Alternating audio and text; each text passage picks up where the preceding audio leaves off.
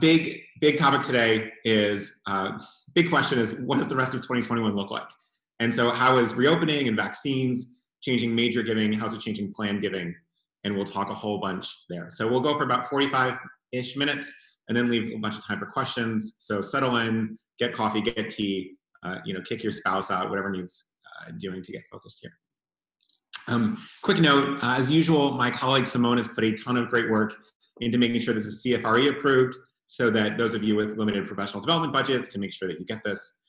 There's a question in the survey at the end, and then we just record all your participation so that if you ever get audited, we can get you back. So just fill that out at the end. It takes about 20 seconds and should be pretty easy. All right, quick agenda for today. We'll do intros. We'll talk about how your week is going. We'll talk about some of the predictions from the group about vaccines, reopening, giving, etc. We'll talk about some of the major trends we're seeing in 2021, what we expect to happen over the next few months, and then we'll do next steps and Q&A. So pretty straightforward. Small note is don't furiously take notes if you don't really want to. We'll send around the slides and the recording afterwards. So up to you. A lot of people learn better by taking notes, but up to you. All right, so quick intros. My name is Patrick. I am the co-founder of FreeWill. Really excited to see many of you and a lot of familiar names in the chat. It looks like we have hundreds of FreeWill partners on the call too, so big thank you. Lucky to be the co-founder of Jenny Schiass-Bradling. I think I saw in the chat, Laura is at the Bainbridge Island Land Trust, and Jenny actually now lives on Bainbridge Island. So pretty exciting. Hopefully you guys will run into each other at whatever the local grocery store is. Overall, big month for the FreeWill team. We crossed 90 people. We crossed $2.6 billion in giving, which we're really excited about. And so for those of you in regular contact with these folks, just give them a virtual fist bump. And then one of the things we do sometimes is give away some of our favorite books just to help you build your own strategy and get a little bit smarter as well. So we're going to give away this book that I really like called Think Again by Adam Grant. It's to about 20 people. We give it to more, but ends up costing a lot of money. So just make a note in this survey if you like it, and we'll send you a copy. We'll select some random folks and go from there. By the way, this book is basically about the need to be consistently learning and the role that, in some cases, excellence actually plays in hardening our learning. And so the idea of being able to say, okay, great, as the world changes, how do we rethink what we do? Which is why we think it's particularly appropriate for this week as well. All right, let's talk about you for a moment. So we asked folks how they're doing this week, and a bunch of really good things. So this blue line is happiness. You can see it. It's up as high as it's ever been. This yellow line is anxiousness, and probably the second lowest scores we've seen in a year. So really exciting there. Loneliness is holding steady. So generally pretty good things. Things are really moving in the right direction for us as a community and for you as individuals. We also asked folks what they're worried about. Not a ton here, generally a little bit lower. One thing that's interesting to see is this sort of decline in concerns about hitting goals. People are becoming more confident as the economy shifts, as hopefully giving picks up. Hopefully you're getting a little bit more used to what the future might look like. But, we still see that hitting goals thing is more than 55%. So a lot of work to do there, and hopefully we'll help talk you through some strategies to help you be effective this year. All right, we also asked you what you expected to happen over the rest of 2021. So first thing, we asked folks whether they expected an increase in planned gifts this year. And 55% of you said yes. 21% don't know. 19%, 18% said stay the same. Very small percentage decrease, right? So we'll show later that some research backs this up, that we expect an increase in planned giving over this year and particularly the next year. Also, do we expect an increase in major giving? Again, 46% said yes. Part of this is going to be due to the roaring economy, the massive increase in the stock market. Some of you saw the stock market today and yesterday hit new record highs. 25% said the same. Only 9% said decrease. And if you think about who this 9% might be, it could be folks that are just really, really focused on pandemic-related work. And so you might see a small decrease, as giving becomes a little bit more disparate. But for the most part, we should see this going up again. Then we asked about annual gifts. Again, increase, although worth noting that the increase in annual gifts may be smaller than the increase in planned gifts and major gifts. We'll talk more about why that might be in a little bit, but really major gifts and planned gifts are going to carry the organization for the most part through the next 8-9 months at this point. So we'll talk about how to make that happen as well. We also said, hey, do you expect to hold any in-person events this year? And you have this tiny percentage that says, yes, we already are, but more than half are planning to. Only 19% said no, and about 25% said we don't really know yet. And some of those folks that are in a no category don't hold events anyway, so it may not be that sort of circumstances are such, but you do see this big trend moving back towards events. And then we'll talk about some strategies on what you might do there. And then we asked whether or not people are going to go visit donors in person. And what you see here is actually 18% already are holding in-person events or in-person meetings with donors. So interesting to see. And if that's you, we'd love to hear about any of your experience as you just come back to this. 47% said yes, 26% doesn't quite know yet, and then only about 8% said no, we're not going to do any in-person events. So overwhelmingly, you're going to see a return to in-person donor visits for folks for whom that might be the norm already. Sherry asks, who are the folks surveyed to get these numbers? So Sherry, it ends up being actually the broader audience of you all who are in attendance. About 4,000 folks usually end up getting the survey, and we get a decent number of them to respond. So it's nonprofit professionals, predominantly in the US. So if you're Canadian, you might have some separate, somewhat different numbers here. We know some folks from the Philippines and Australia and England are listening as well. But these numbers do skew a little bit American. And then this was really interesting. We asked people whether they expect to go back to their office this year. Now, look, 31% already are back at the office, which was pretty striking, more than I would have guessed. 36% said, yes, we'll go back part-time. Now, look at this tiny yellow sliver. It doesn't even get a number in the sort of program that we use to create these graphs, but let's call it 5-6% expect to go back full-time. So incredibly small in terms of people that say, yes, we're going to go back to the office all the time. But a pretty big percentage of going back part-time. And then some folks already are as well. So really interesting to see how sort of fundraising work differs as we spend more time at home or sort of more flex time and able to just hit our goals from wherever. FreeWill, by the way, has made this decision a while ago. We decided that yes, we will reopen our office in New York, but that people are actually welcome to live from anywhere and work from anywhere as long as they hit their goals. And so that was a decision we made based on how productive so many people were during the early months of the pandemic. And then lastly, we also asked, have people received their COVID-19 vaccine shot? Yes. And yet 43% are fully vaccinated. So that's pretty exciting. 32% are partially vaccinated, so on the way. 22% haven't gotten there yet, but plan to be. And then a pretty small fraction don't plan to. And so those folks, I would say at least consider getting it. You might want to think about it. It'd be better off for you and your families as well. But exciting to see all this progress as well. Also, I know that there are a lot of folks here who work or fundraise for health systems, and just a big shout out to you for a lot of the work that you're doing. This stuff doesn't just happen.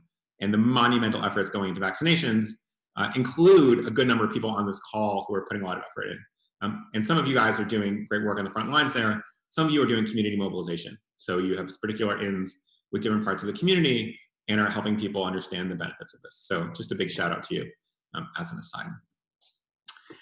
We also really like this. So we asked people how they would describe your expectations for the rest of 2021. And you can see this word cloud.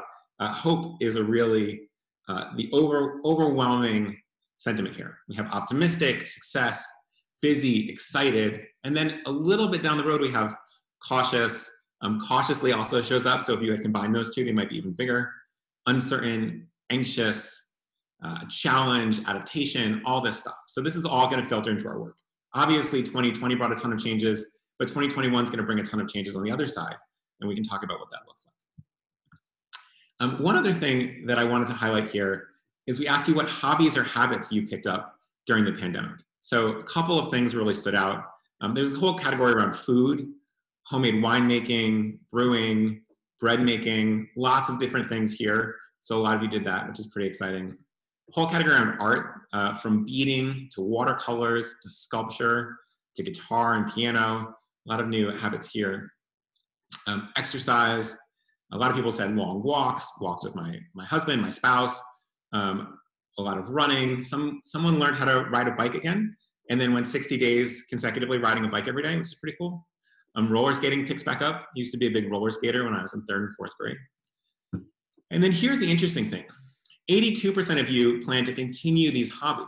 So we asked this because we wanted to understand how much of normal, new normal is going to go back to the old thing versus how much is behavior changing. And what we're really seeing is the behavior is changing pretty dramatically, right? And hobbies are one thing, but if we had asked that question of, do you go to the office? Almost 100% of the audience would have said yes if we asked this a year and a half ago. And now suddenly that's all changing too. So our work lives are changing, our personal lives are changing, and we're going to see a lot of these trends continue on. So really cool. Congratulations to folks, by the way, who did things like starting sleeping better, redoing their bathrooms, etc. One thing to share is actually the hobby that I picked up over the last 7-8 months of the pandemic was the sport called pickleball, which is outside. This is actually a photo of my friend Tom and I, who won a tournament recently, pretty surprisingly. So super fun. If anyone wants to play, let me know. Great sport, highly recommended. It's sort of like tennis, but more fun in case you're a tennis player. Okay, so that's all about us as a community and what we expect. There's a lot of people that love pickleball, by the way. Fastest growing sport in America, so go check it out. I highly, highly recommend. And pretty actually accessible to people that have limited mobility as well. So you can be sort of an elite athlete and bounce around. You can also do it. There's a guy I play with sometimes who's in a wheelchair and actually is both deaf and mute, and he kicks my butt all the time. He's very good. Okay, so let's talk about vaccines around the country and how this is all working. So overall, 150 million doses have been administered. Many of you know this. 18% of the population, give or take, is fully vaccinated. Even higher percentage of American adults. So this includes kids who are not currently eligible. 3 million vaccines are being given a day. We recently hit a 4 million number, I think on Saturday or Sunday. And at the current pace, about 50% of Americans will be partially vaccinated by early May, so pretty soon, less than a month. And then nearly all by late July. This is a graph from the New York Times sort of showing what the current pace is. But what you can actually see is that curve is drifting up. And so what it means is over time, that July 24th number is probably very conservative. Only if we continue at current pace, we'll hit 90% in late July. Instead, what's going to happen is that pace will accelerate. And you might see late June, early July, potentially even mid-June, depending on availability and general logistics. And so how are people interpreting this? Well, it looks like Broadway will reopen by September. And Broadway's, we always sort of look at Broadway as a benchmark because it's a lot of people in a crowded room. And boy, there's a lot of singing going on too. So if you think about what is the last thing to be open, Broadway is one of them. Major sports reopening, many of you know this. MLB opening day happened with limited capacity, except in Arlington, Texas, where the Rangers played to a full house. Only 8 NBA teams won't have home games this season. Obviously, those are all indoors. Many will welcome about 3,000 folks. And then you're seeing things like school reopenings across the country. California is spending about $2 billion in incentive funding to help schools get around. So we're seeing this shift back pretty quickly, and this is likely to accelerate as well. People tend to be relatively cautious, but then once the dam breaks, you'll see lots and lots of reopenings. Rebecca went to a Cubs game this past Saturday. I hope it was fun. The CDC guidelines, I'm just going to reiterate this very quickly. Most of you know this. You're fully vaccinated 2 weeks after the second of 2 doses, or in the case of Johnson & Johnson, after a single dose, and then you can go indoors with other fully vaccinated people without masks. So this is the big, so what point that you'll be able to start meeting with donors or your teammates without masks inside once everyone's vaccinated. You can go indoors with one other household without masks, generally, and then obviously folks are still wearing a mask and social distancing in public. Okay, so what does that mean? You guys have read all that in the news. How do we actually think about what this looks like? Well, in February, before vaccines really ramped up, we looked at this as a potential timetable for reopening, for events, et cetera. And what we saw then is that, okay, great, July to September, maybe not, October to December, definitely gonna happen. Instead, what we're looking at here as we revise this, because frankly, the vaccine rollout has been very good and very quick, is that in Q2, starting now, you may end up having some smaller gatherings, especially towards the latter half of Q2, maybe not today. And then July and September, these things start to get pretty likely. And you can plan for some smaller, primarily outdoors events in case there's any hiccups. And obviously these are warmer months for most of the country. And then by the time we get to October, it's very, very likely that we'll be able to have full normal scale events. And so you can have a virtual fallback in case something goes wrong with variants or other things like that. But it's very likely that you'll be able to have galas, reunions, et cetera, in the fall. And so that's really exciting for a lot of fundraisers. Maybe a little scary for folks that haven't had to deal with those logistics for a year, but a big opportunity. And so what does that actually mean? Well, a couple of tips to be really, really successful here. One of the things we're seeing is that whether or not it's sort of technically your first, there's a lot of energy around this sort of like welcome back idea. And so pick something that is going to be relatively valuable and call it your first big event or sort of welcome back. And you can use this for stewardship or previous donors. You can also get sort of welcome particular folks for a significant donation, et cetera. And if you're going to do all the work of putting on an event, making sure that you're branding one of these or even a week of these as your first big welcome back event will increase the value in the donor's mind and either increase the level of stewardship that's happening because we've been invited to this really important thing, or the amount of suggested donation you could charge it. So we're seeing this across the board outside of the fundraising world, seeing it a little bit less in the fundraising world, but it's a really, really big opportunity. Just as an example, by the way, the New York Mets, personal baseball team, not very good, their home opener tickets are averaging $642 just to get in the door. This is significantly higher than previous years. And it's because people are really anchored towards wanting to be in the first thing. Now, those same tickets drop off pretty precipitously for game 2, game 3, game 4. And so you can use the same model of, okay, the first event, this is going to be a really big opportunity for us to do a lot of fundraising or just have a really big impact on donors we're going to later ask for a very large gift. But really amping up the importance of that will be really valuable. Then when we think about the big events, right, the big fall stuff that you've been putting off, the dance, the gala, the reunion, et cetera, there are a couple of things here. Julia says she's going to her first Mets game on Sunday. But yeah, I feel your pain. It's a hard life being a Mets fan. So how do we think about these big events? The biggest thing you want to do, setting aside sort of the whole organizing, pick a date right now or as soon as possible. Right now, calendars are mostly empty, especially months in the future, because we've had so much ambiguity and uncertainty for so long. And yet, once this picture clears up, if we're talking in July, they're all charitable events and so much more, right? Many of you are already starting to get wedding invitations for the fall, things like that, is going to get jammed into this 2.5-month window. And so all of the events that either happened in the spring or the fall or the early summer or the fall are all happening in the fall now. And so you need to get on the calendar and get RSVPs before everything else happens. So you don't need to necessarily, pick the venue. You probably already have one potentially. You don't have to do all the rest of the planning, but get those out, get the save the date, even if it's a very simple save the date, get that out as soon as you possibly can before people get booked up by other things. And so if you're gonna try to plan this in August for an October event, you're gonna run into a lot of conflicts. And so the more that you can be the first people out of the gate here, you're at this point, you're clear to be able to go do that. We have enough certainty about the safety and possibility of events in the fall that you can do this, but you might miss out if that planning happens considerably later. By the way, in the off chance that you have to cancel it for one reason or another, and this could be, it could be some research in the pandemic for some reason we haven't seen, could be just terrible weather, and you move to a virtual event, people aren't going to ask for their money back. They're not going to withdraw their donations, and so really good avenue here. The second thing to do here is just offer early bird pricing to get people to move faster. And so, as part of this, what we're seeing across the board in 2020 and 2021 is that non-cash giving is on the rise. So you can tap into this for events. You'll get much larger gifts, by the way. And so things like stocks, which you can actually, you can take stock to pay for the whole thing. You can use donor advised funds or qualified charitable distributions. This has to be above fair market value for tax reasons, but we can talk about that at a different point. These will all result in much bigger gifts at the same event.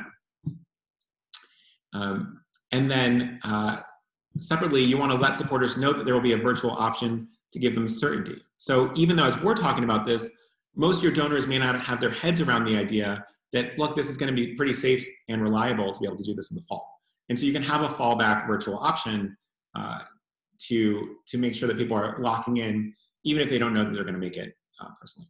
Someone asked quickly about hybrid events. And so we talked a lot about this in a different session, but I'll touch on it very quickly. We think of hybrid events as sort of like a houseboat, and a houseboat is sort of fun, but it's not really a good house, and it's not a really good boat.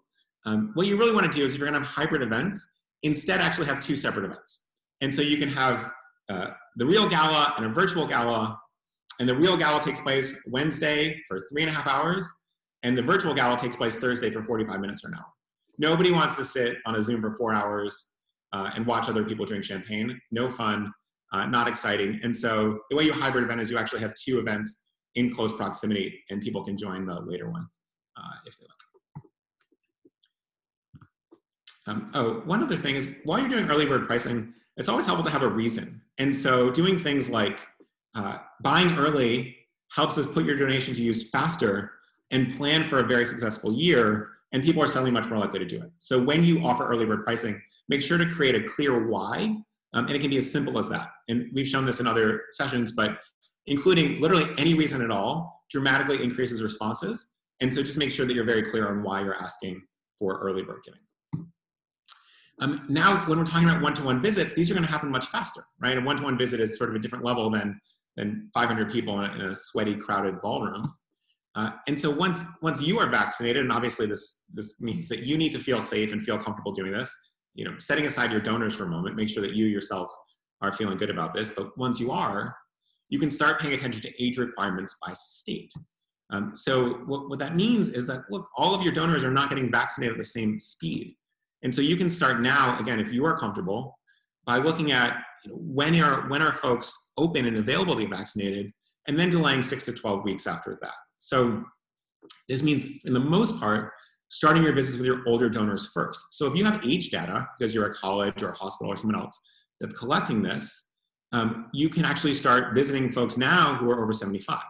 And boy, those people are going to be really excited for a visit compared to normal life. So 70% of seniors have already received at least 1 dose, and nearly half are fully vaccinated. And this number is obviously going up, every minute. So just as an example, I hate to be sort of New York centric here with the Mets reference in this, but here we are anyway. If you're in New York, the folks who are 75 plus have been vaccinated since January, which means you can schedule now. 60 plus have been available since March 10th. So maybe mid-May might be a good option there. Now 50 plus, a couple weeks later. So now we're talking late May, early June.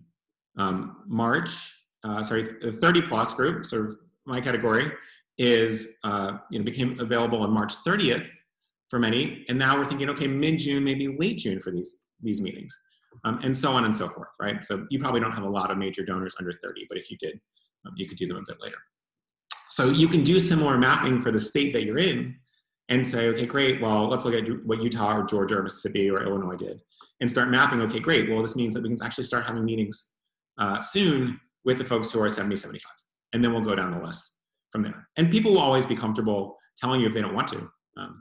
But you can say things like, if you're open to it, would love to see you again, let's meet outside for coffee, or let's do something else. All right, so that's big trend 1, how we think about reopening and events and visits.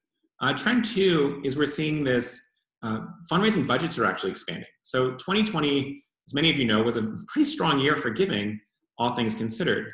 But the reason that a lot of fundraising budgets got cut was not because of giving, but because of things like earned income, tickets, tuition, room and board for students, admission to orchestras, plays, museums, et cetera.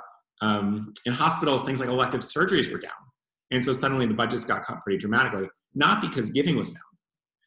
And so what we should see is that all this other revenue comes back in 2021 and more giving happens. And so there's more in spending and investing in fundraising. Some of you, by the way, are either looking for work or sort of lost your jobs in a session, which is obviously a difficult challenge. This is probably the moment where a lot of people are going to be rehiring. And especially that's going to be true around July when new budgets, so many nonprofit budgets turn over July 1.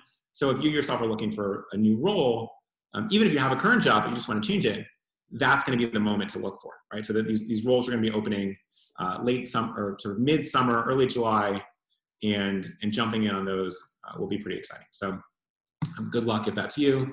And then if you've been waiting to sort of make major investments, this might be the time. You're going to see a lot of budget unlocking across the nonprofit sector. The other trend that's happening is charitable giving is rebounding overall and continue to coming back strong. Total giving from our friends at IUPUI, Indiana University, they project that giving will rise by 4.1% in 2021 and 5.7% in 2022. So really exciting stuff here. But one of the challenges is that foundations giving is actually going to go down. Now, why is it going down? Foundations tend to empty the bank account in 2020. So they spent more than usual. They got more out the door than usual. Hats off to them. What it means is that if you're foundation dependent, you may want to think, okay, this is the time to really nail major gifts, right?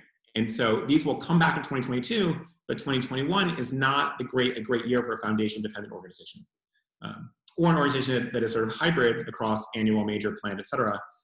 Those folks are going to have to focus more on planned and major giving, plus maybe annual giving, because the foundation giving is going to draw back a little bit. So important note there as you think about resourcing your own strategy internally. Planned giving is expected to continue to grow. And part of this is just massive growth in the stock market and general wealth among baby boomers. Also, the aging baby boomers are going to shift this pretty dramatically. So it's going to grow by about 1% in 2021, but then 12% in 2022, which means you really want to get ahead of that in planned giving right now. This is basically driven by overall growth in GDP and S&P, as well as demographic shifts. So many of you know about the Great Wealth Transfer. Earliest baby boomers were born in 1946. That means they're 75 this year, 76 next year, et cetera. And so you have this aging population that just has a ton of money, as collectively at least. Obviously not every individual boomer does, but a really, really big opportunity there. All right, trend 3, and we've talked about this a little bit in the past, but older donors use the last 12 months to get really, really tech savvy compared to where we might have expected them to be. They spent on average twice as much time online as they did the previous year. And so what it meant for fundraising teams is there was a renewed shift to email away from direct mail, especially those of you in the fall, remember we had a lot of slowdown to the post office. So email, video, and even text messages in fundraising. Something like 90% of folks over 65 are texting regularly. And this took on a new role in fundraising. In 2021, email is going to continue to be super important. And yet, what's happening differently? Well, less time is spent on desktops or laptops, like what you're probably on right now, and more time is spent on mobile phones as people spend more time out of the house. So this surge to email continues, but now we're shifting our writing a little bit to make it more mobile friendly. So what does that look like? Well, 50% of emails are read on mobile already, but the percentage of mobile emails, especially among older donors, is going to go up pretty dramatically this year. So you want to be clear and concise. You're using fewer, stronger words. You're cutting out unnecessary details. You're keeping it short and skimmable, 2 to 3 paragraphs, et cetera, 50 to 100 words. And then one thing we sort of talk about in our writing trainings is that emails that are written at a 3rd grade level receive 36% more responses than emails written at a college level. So really keeping it clear and simple, remembering that people are reading this quickly. One good tip here is when you draft an email, send it to yourself, read it on your phone instead of just reading it on your big computer or giant monitor or things like that. So you want to make sure you're having the experience that a donor might have, and try that as well. So what happens oftentimes is these emails get written and then they get shared with your boss or your ED or whatever, and everyone's reading it on these like really large, beautiful computers, and then your donors read it on a mobile phone and they have a totally different experience. So make sure to do that. The other thing we're seeing that started during the pandemic that is going to take a really big rise here is this idea of videos for stewardship. So filming short, authentic, simple homemade videos on your phone and then texting them to donors can be really strong. So a personal message from you or your president or your ED, an announcement or personal appeal from a director, an inside look at the organization, maybe a sneak peek at a new museum exhibit, something like that, a couple notes from a violinist in the orchestra, even if that orchestra is an 8th grade orchestra at your private school. I mean, all these things are really fun. You can actually film like 20 of these in an hour. So you could sit down with your ED and have them deliver 90-second quick notes to 40 different donors and be done right away. You don't need to do multiple takes on these. They want to feel really authentic and thoughtful and not necessarily overly polished. So this is a big opportunity. It's one of these things that's like actually incredibly time efficient and deeply impactful. So literally just take your cell phone, film yourself or film somebody else, and then text it to your donor. That's it. You don't no graphics, no design work, nothing. It's okay if the lighting is terrible. These things all tend to be really relationship building, because the more human they are, the better. So don't overly polish these. You do not want a videographer. You want someone with a cell phone. If that cell phone's shaking a little bit, it just proves how authentic it is. Other thought is, some of you have realized, wow, sure, I miss meeting people in person, but boy, there's some real benefits to Zoom here. So not every donor is going to want to meet you in person suddenly, and it's okay because now suddenly these folks who were never ever comfortable with video conferencing can do it in their sleep. So you want to stay flexible, meet people over Zoom as needed, whether they need it or whether you need it. One thing we've heard from donors, or from gift officers, excuse me, is that suddenly we're having 2 or 3x the number of meetings we're having because suddenly I don't spend all my time in a car in traffic. And frankly, then I get home for dinner in time and it's way better. So you may consider suggesting it first in some cases. I've had one, it's just sort of a joy being talking to you all this way, where it would be very difficult for us to get together in person every 2 weeks or so. And I've been really lucky to go have speaking events or similar in places that I probably wouldn't travel to for just 45 minutes or an hour. So I can go talk to some folks in St. Louis or in San Antonio without spending 2 days traveling there and back. And so suddenly we have access to a lot more folks. And even though, yeah, it probably would be a little bit better to be in person and shake everyone's hand, saving those 48 hours on either side and a whole lot of stress and sleeping in a hotel room and sort of eating junky food, it's way better to actually just do this in person. So don't necessarily let go of this right away. And many people will be really valuable. And some of you are going to have major donors who just aren't in major cities where you're going to swing by. And so you can meet them once a year instead of 3 times a year, and then do other things in this format. The other thing we're seeing is major giving is moving online in a really big way. And one of the problems we're seeing in the nonprofit sector is that a lot of the websites are sort of stuck in the early part of this millennium. And so what I mean by that is the websites have historically been built around annual giving. So if you go look at your website, you click the donate page, they're going to say, great, do you want to give $25? Would you like to make that a monthly donation? And those gifts are great. And those people who are giving it are generous and wonderful. But in 2020, more and more folks who are into planned giving or thinking about major gifts are moving online instead of waiting for that phone call or that coffee with you. And what it means is that when these folks go to our website, get excited about making a gift, we're then steering them into smaller gifts, usually cash, costing millions of dollars in lost revenue. I mean, this is one of the biggest opportunities and frankly, biggest failures of a lot of nonprofit tech right now is that we click on that donate button and then suddenly it says, great, do you want to give $37, right? And which is good. $37 is a great donation. Maybe those folks will give more over time, but someone landing on the page could be making a $20,000 gift and we're pushing them away. So the way we think about this is you want to make sure that we now have a bunch of big, powerful ways to give that are increasing prevalence among all donors. So stocks, qualified charitable distributions, donor advised funds, et cetera. You want to make sure these are on your website, but not just on your website, right? They should have their own giving page with a form to capture info and some other things like that. They should also be on your primary donate page. So you have teams and you're putting a ton of effort into these emails we talked about earlier that are then going to much of the database, driving everybody, and then you're only pushing folks towards $45, $50 gifts.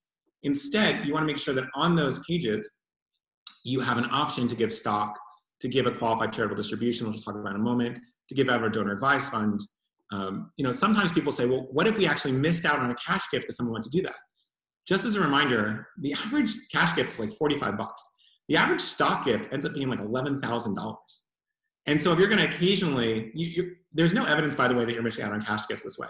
But even if you miss 2 or 3 of them, in exchange to get some $20,000 worth of major gifts, it is a massive win for your organization, especially because those donors are going to give larger gifts down the road as well. So this is the #1 mistake that I think people are going to make in 2021.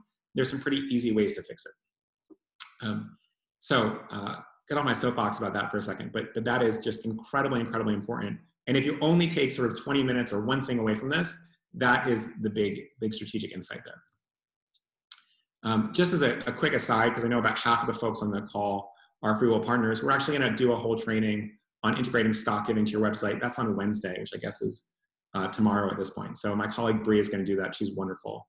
But just to sort of summarize the training for everyone else who's not going to be there, look, there's just 2 massive factors we see in terms of what's separating really effective fundraising teams and teams that are good but not as effective. So 1, are these non-cash gifts prominent on your website so that people can actually make transformative gifts instead of just a smaller cash gift?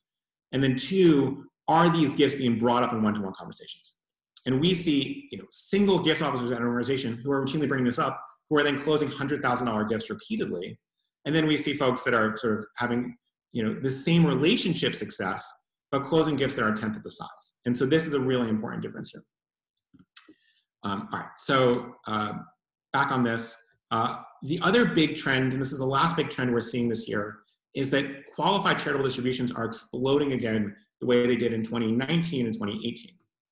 So just as a reminder, these are gifts right out of your IRA. And because tax laws changed in 2018, they became the fastest growing type of philanthropy. This is because they offer a tax benefit whether or not you itemize deductions. And increasingly, everyone is not itemizing deductions. So only 10% of people are going to itemize deductions in 2021 compared to 30% in 2017. As a reminder, donors over 72 are subject to what we call required minimum distributions. This is money that the government says you have to take this out of your IRA every year, or we're going to give you a huge penalty. And so it's taxed as ordinary income. But in 2020, RMDs were suspended because of the pandemic and the massive stock market crash in the spring. But they still grew by 20% last year because people are so into this gift. And so what it means is that now that it's clear that the economy is roaring again, and that we're unlikely to have another stock market crash in 2021, of course I could always be wrong, we know that RMDs are definitely going to be in effect for the whole year. So now you have 2 years of new eligible donors, almost 6 million people. So I know this is going quickly, but hopefully this is really helpful to folks. So you have 2 years of donors who are now eligible, 6 million baby boomers. They have $9 trillion in their IRA accounts.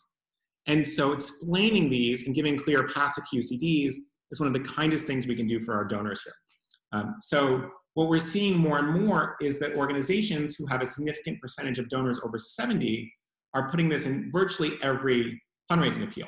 And that's a really key component because you don't want to steer your donors into cash if they could be giving QCDs. It will just cost them more, and you'll also be getting smaller gifts. So some big steps there. And then for planned giving professionals, which is a decent subset of this call, you'll know that IRAs and some other retirement accounts can be the single best thing that a donor can leave to you. This is because your heirs pay income taxes on inherited IRAs, even if that donor is below the estate tax threshold. So getting QCDs opens the door to conversations about making you the beneficiary of this retirement account. So it's a huge win all around because a typical heir who inherits an IRA could be paying up to 40% income tax on that gift, on that inheritance, instead of taking all the cash and then having the IRA go to a charity. So there's a really big trend where not only are more donors doing this, but more nonprofits are marketing it, and those two things become sort of a flywheel effect, and we're seeing this increase more and more. And as I mentioned already, there's $9 trillion in IRAs right now, so this is super important. And for folks, the sort of successful plan giving people are getting really smart about beneficiaries right now as well. And then before we wrap up, one thing I want to note is that our friends at the American Heart Association and a bunch of other nonprofits are doing really, really good work in Congress right now to expand the power of QCDs even further. So they're trying to raise the limit from $100,000, which is currently the cap on a QCD, to even more. And they want to allow QCDs to fund life income gifts like annuities. Now, if this means nothing to you, it's sort of Greek. Don't worry about it. If this passes, we'll do a whole session on what it means for folks. But if this is you, and donors have expressed interest in these types of gifts, the AHA and other folks are collecting stories about this, and they're going to use this to advocate on your behalf and on everyone else's behalf to expand these gifts. So in our follow-up email, we'll see a link. Again, if you don't know what we're talking about here, don't worry about it. If you do know and have this experience, they would love to hear some anonymized stories that they can then bring to Congress. And they have a couple of key states there as well. So look out for that as well. All right, so just to summarize, and I know we did a ton and we talked really quickly. We'll send the recording around. You can always watch it at half speed. A big summary, events are back on, and the biggest thing to know there is get these things on the calendar ASAP. Budgets are expanding, and giving is set to increase, especially planned gifts. Also, if you're looking for a job, this is probably the best time in a while to go out and find one or change jobs. Third, your older donors are tech savvy. And across the board, tech savviness is increasing. So what it means is your websites need to shift to reflect this changing world. And then fourth, as we just talked about, there's a huge opportunity in qualified charitable distributions, which a couple of organizations are really crushing and others are falling behind. And this is a really big opportunity for you to hop on as well. So big summary here. A couple of resources. One, mentioned this book at the top of the hour. We know we've covered a lot since, so make sure to fill out the survey here. My colleague Simone just dropped a note in the chat. So the link to the survey is right there. If you can fill it out, it is massively helpful to us. We understand how we did, what went well, whether you thought I talked too fast, which is quite possible, and anything else that you'd like us to know. And then also sort of an address for the book, the CFRE credit, et cetera. So we're gonna send this out, make a note of the survey. And then two things that we've worked really, really hard on and are pretty proud of that we could share is this whole report we did on qualified charitable distributions, looking at not just how it affects giving broadly, but what it might mean for your sector, what it looks like for smaller organizations, for mid-sized organizations, for large organizations, and how giving behavior shifts. And then this other section on really strong written templates for texting, for writing, for some of these major give conversations that are going to be different as the world changes. We've written all that out so you can model it. Feel free to copy and paste it. This stuff is all free and open sourced. So all yours if you need it. And then a couple other small things to announce. My colleagues, Alyssa and Josephine, who are just brilliant, are going to do a walkthrough on Thursday of some major and planned giving tools and also how other nonprofits are using them. So if you're curious, just make a quick note in the survey and we'll send you a calendar invite. And then also, if you want to meet any of these people and get a one-on-one demo of the stock tool or the request tool or the stuff we do around QCDs, feel free to just make a note there and we'll set you up with someone quite wonderful. So we're going to take a 60-second break. I'm going to read all the questions. Please fill out that survey and then we'll be right back as we tackle a bunch of your questions.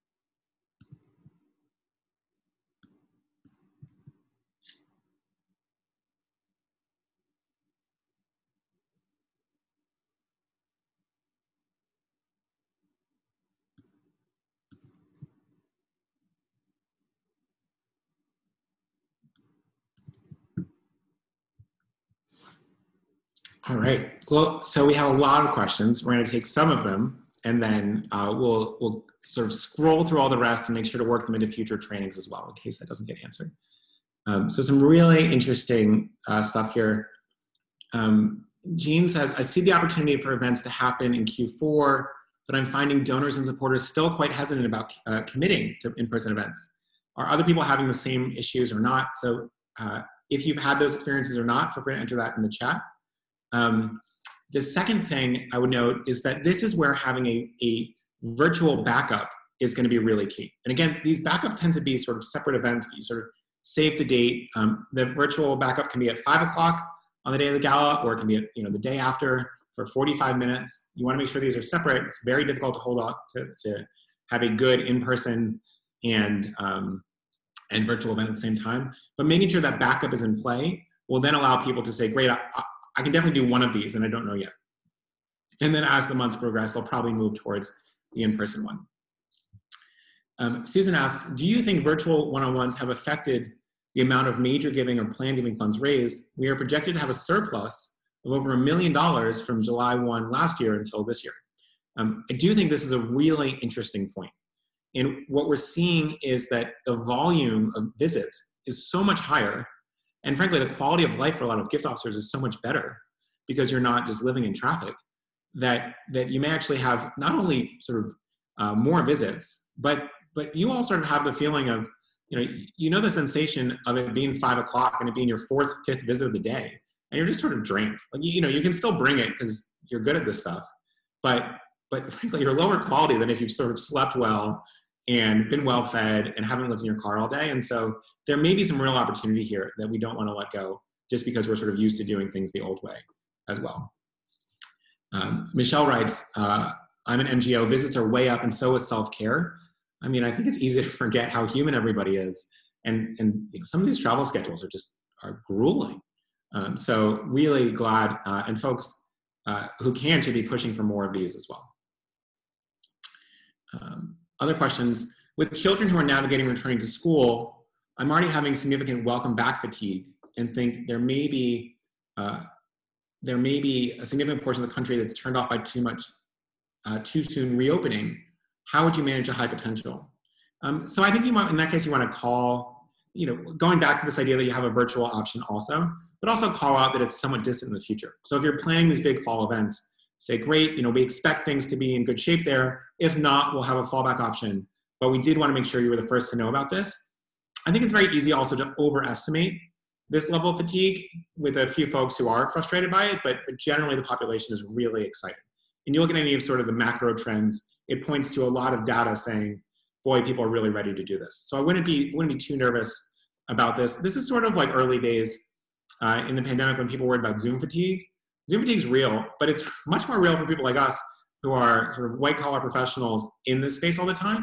Your retirees are not going to be zoomed out, and they likely will be really excited about this event. Maya asks the clarifying questions about using QCDs or DAFs, donor advised funds, to pay for events because the IRS doesn't allow any goods or services. This is an important point. So let's say that your gala is the actual cost of goods at the gala, right? Dinner or whatever it is worth $45. That $45 needs to come in cash, and then everything else can come in sort of DAFs or QCDs. So for folks that want to pay in donor advised funds, you basically need to separate these two out because one of them is not technically tax deductible. So you can't do things like pay for basketball tickets with a donor advised fund, even if the college is a nonprofit. Stocks, on the other hand, by the way, you can donate the whole thing, and just a portion of it is not tax deductible. So that can be a really good avenue as well. A lot of people have a lot of success with events and stock giving. Will donors want to know our vaccine status? And then there are other questions on pro tips, how to ask donors if they're vaccinated, or dealing with donors who want to meet but don't want to get vaccinated. This is a really good question and a tricky one that no one's really successfully navigating. So a couple of very quick thoughts here is the idea is that you can, you might want to just say it up front rather than have to ask. Saying, hey, I was lucky enough to go get vaccinated 3 weeks ago, and now I'm venturing back out, I'd love to meet you. And so that's your way to convey that you're vaccinated in sort of a human way without having someone have to ask, which is gonna be a little frustrating.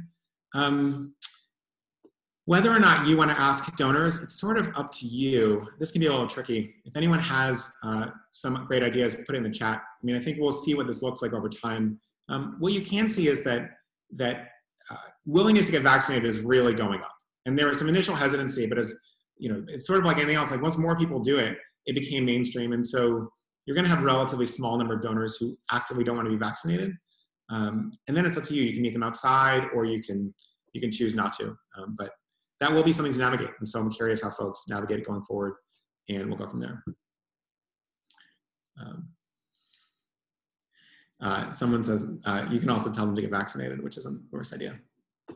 In terms of getting reliable data on vaccine ages, this is very easily Googleable. So if you just say, if you're in Alabama and you want to find this out, just Google vaccine eligibility, age, date, or whatever, and you'll get a full template from the local government there as well. I think we found ours from New York State government. Nicole asks about videos. Can we send videos over email? definitely. So emails and texts are usually the best way to do it. And those will be really excited. People tend to actually be more acceptable of getting attachments over text. And so one thing you can do is you can make it an unlisted or a private YouTube video, either password protected or just unlisted, and send it that way so you're not attaching a giant file, which for some folks is going to be a little bit off-putting. So quick idea there. All right, last question here, because I know I want to get everyone some time back before their 1 o'clock meeting. Could you give a website, can you give a website of an organization which has a donate option with large gifts and smaller cash gifts as an option? So that we've shown this before, the Southern Poverty Law Center does a really good job of this, where you go to the donate page and they have a bunch of different options before sort of the big, like, select which cash amount you're going to give. And having that actually first is really valuable, because people start thinking, okay, I want to donate. Oh, now I have all these different ways to give. Okay, instead I'll give cash. Or let me pick one of these. And what it means is someone reading that says, oh, I actually can give stock. I can remember that. And that turns a $100 gift into a $4,000 gift. And that just funds a lot of great work. So it's called the Southern Poverty Law Center. They mostly focus on sort of preventing hate groups and things like that. I think it's splc.org, but someone can tell me if I'm wrong there. So you can check that out as well. Yes, I'll actually paste in the chat. Thanks, Jacoby, for surfacing that. So there's some other organizations that do great work. That's the one that's top of mind when you asked. So you can check that out, and it's really, really valuable. So let's pause there. We'll give everyone 5 minutes back. But thank you so much for coming today. Also, thank you for just sort of bravely navigating the last 12 months and going to the next 12 months with this level of sort of care and thoughtfulness and frankly, sort of general adventurousness, which is, we're all sort of exploring this together, and it's not always clear exactly what the rest of this year will bring. There may be other surprises that we haven't encountered yet. So a huge thank you to you. I know you guys are dealing with a ton of stuff in your personal life, trying to navigate what reopening looks like for your families and your friends and your spouses, and in some cases your parents or your kids. So a huge shout out to also navigating all this stuff on the professional side to do all the important work you do. And another big thank you to all the folks who are really powering a lot of the health work happening right now. And we know a ton of work has gone in for years to raise the funds and to raise the awareness to be ready for that. So big thank you. Looking forward to seeing you in 2 weeks. We're going to do this whole session on actually fundraising strategies for Gen X, who ends up sort of being the forgotten generation between millennials and boomers. And yet they have some very peculiar habits, particular things, and some strategies that'll really be helpful as those folks sort of enter their 50s and 60s and become more wealthy and much more high-powered donors as well. So really cool stuff there. We've already done some of the research. I've learned a ton. Looking forward to sharing it with you as well. So see you in a few weeks, and thank you all again.